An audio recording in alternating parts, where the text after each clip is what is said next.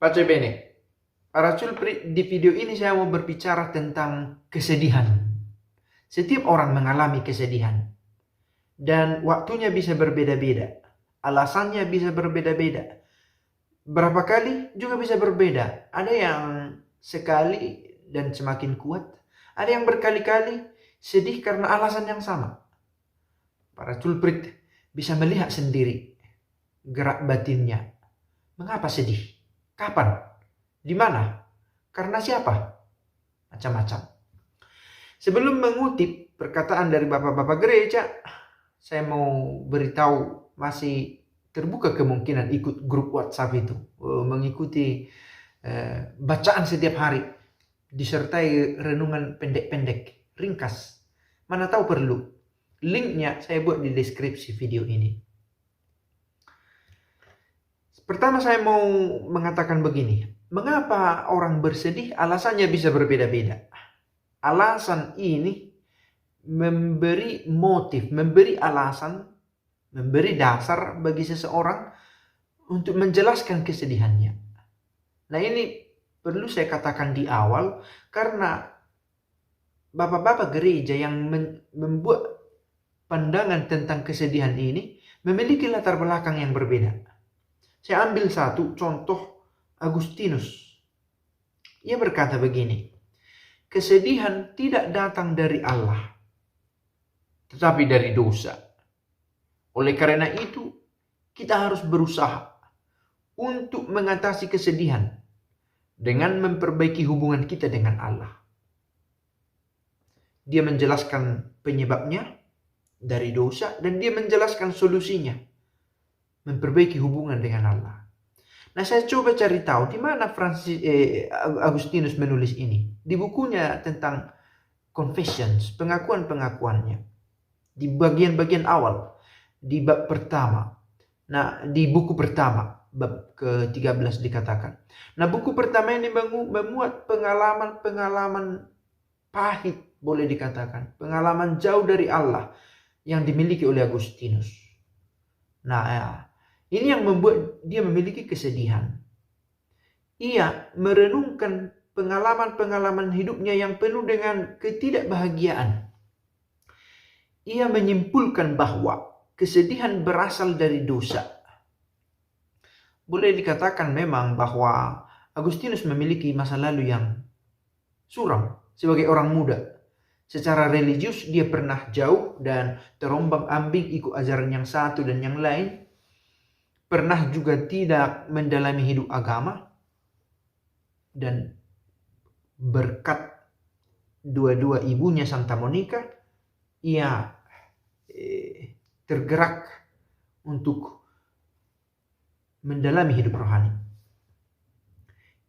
Agustinus menyimpulkan bahwa kesedihan berasal dari dosa dan bahwa satu-satunya cara mengatasi kesedihan adalah dengan memperbaiki hubungan dengan Allah. Ia menekankan pentingnya percaya kepada Allah dan menyerahkan diri sepenuhnya kepadanya, kepada Allah, sebagai cara untuk mencapai kedamaian dan kebahagiaan sejati. Nah, saya juga mengambil beberapa kutipan lain dari bapak-bapak gereja sekitar abad-abad awal itu. Misalnya Gregorius Agung. Kesedihan adalah bagian dari hidup manusia.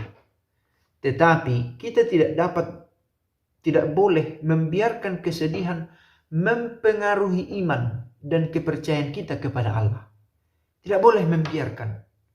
Nah, berarti kalau kita biarkan, ada kemungkinan kesedihan kita menggerogoti iman kepada Allah. Ada kemungkinan. Kalau kesedihan itu dibiarkan menumpuk atau berkembang atau menjadi lebih besar.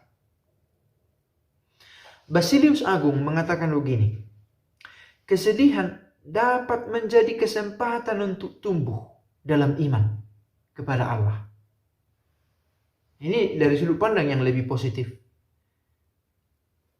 Dapat menjadi kesempatan untuk bertumbuh dalam iman. Kita harus belajar untuk menerima kesedihan sebagai bagian dari program karya Allah untuk hidup kita. Bahkan sekalipun itu tidak berasal dari Allah, tetapi itu bagian dari cara Allah juga untuk bekerja dalam hidup kita. Menarik mencoba mencari penghubung dengan pemikiran Agustinus tadi. Bahkan Allah berkuasa juga atas si jahat, sehingga sekalipun kesedihan berasal dari si jahat, dalam kesedihan itu Allah tetap memiliki jalan-jalan untuk membawa kita kembali kepadanya. Lalu ada Johannes Chrysostomus. Kesedihan dapat menguji iman dan ketekunan kita mengikuti Kristus. Ini sejalan juga dengan pemikiran Gregorius Agung tadi. Bisa menguji iman. Kita harus mengandalkan kasih dan kekuatan Allah untuk mengatasi kesedihan dan untuk menguatkan iman kita.